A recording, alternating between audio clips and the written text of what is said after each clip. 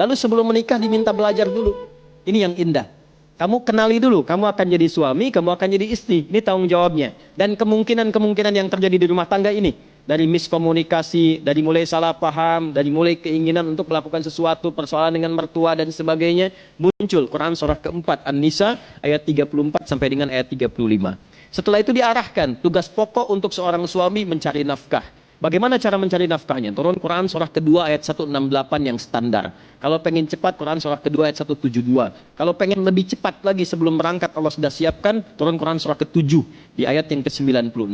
Tapi Allah ingatkan, bukan arti bekerja tanpa tantangan. Kadang-kadang persaingan ketika meningkat itu bisa mencelakakan. Ada yang ingin menyingkirkan, menyungkurkan yang jahil. Maka nanti ada amalan-amalan yang ketika dilakukan, posisi Anda diangkat oleh Allah menjadi terbaik dan dilindungi dari siapapun yang akan menjahili Anda. Turun Quran surah ke-17 misalnya, di ayat 79 sampai dengan ke ayat 81.